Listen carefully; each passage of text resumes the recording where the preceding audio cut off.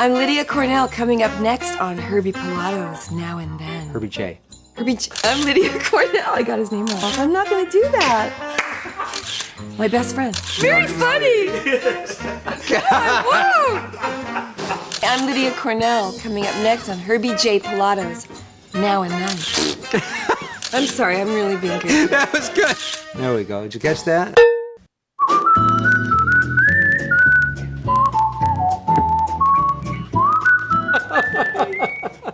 You want soup, you go to the end of the line, or you get no soup!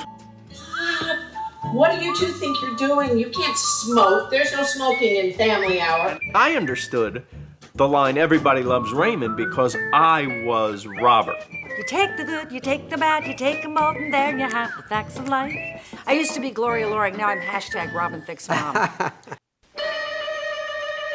This show is about speaking with classic TV icons who were associated with programs that meant so much to so many people. Stanley Livingston, Gloria Loring, Kathy Coleman, Land of the Lost, Ron Dante, Sugar, the Soup Nazi, the new Gidget, Ed Spielman, creator of Kung Fu, Rodimus Pra, Young Grasshopper, DC Fontana, the legend, Palmerstown, USA, $6 Million Man, Bionic Woman, Alien Nation, The Incredible Hulk, and brought joy like Gidget or Bewitched and Hazel, Charlie's Angels.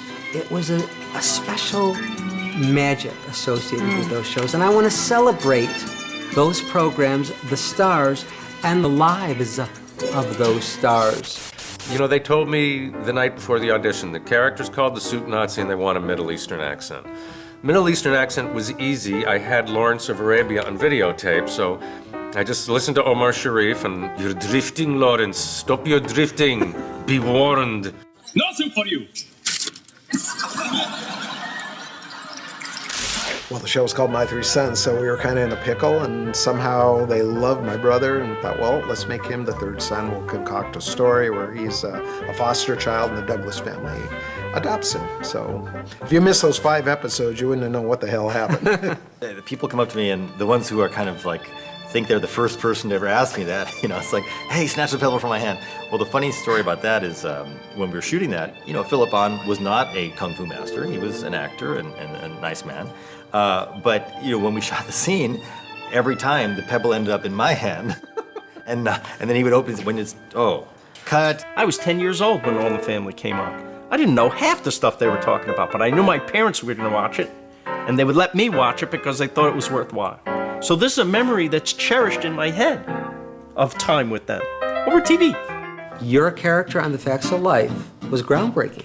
I agree. I mean, it was the first time that a character with a visible disability on a regular basis. Kitty, you can't catch cerebral palsy. It's not a disease. Were you born with it? Yes, she was. Now, will you please stop bothering Jerry with all these questions? She's exhausted from the trip. No, I'm not. And questions don't hurt. Ignorance does. That's the problem with the industry, is that so many people don't want to take that risk. And that's why it's so hard for people like me, who's different, can't get work as much, because there aren't that many people that are willing to take those risks. You directed now Larry Hagman, Yes. right on Dallas. Now here he was, Major Nelson from I, Jim and Jeannie, doing a complete, 360-degree turn with this character as JR. What was that like? He was very supportive of me, and knowing that I was the first black director there and so on, and he called me into his dressing room one day. He says, "We're going to get along really well as long as you remember one thing. I got to be out of here by 3 o'clock." And every time I did it, he was out by 3. And we got along real well. There you go. Star Wars. Oh, that. Yeah, well. When little R2 has been safely delivered to my forces, you'll receive your reward. You have my guarantee. I read it. You know, I remember reading it. I got a script for it because he was going to audition me for Princess Leia. And I loved it.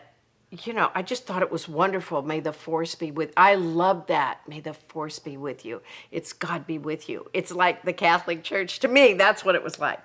There are doctors who became doctors because of Marcus Welby, lawyers who became attorneys because of Perry Mason, scientists who went on to study synthetic limbs because of the $6 Million Man and the Bionic Woman. That's really, too, what we'll be addressing with this show. Some people have become paleontologists because of Land of the Lost. I was actually invited to JPL because two scientists that actually programmed the rover. We sing, too. Sugar. Oh, honey, honey. You are my candy girl. And you got me wanting you. Woohoo! Thank you, Rod. A little music, never hurts. Perfect. It's unbelievable. Herbie? What? Hey, Herbie, let go of the door. All right, I'll be right there. Herbie doesn't like to make toys. Wait, it's true, though, isn't it? Yes, it is. Herbie! Herbie! I'm working. I thought I told you to get lost. All right, okay. Herbie. Sorry.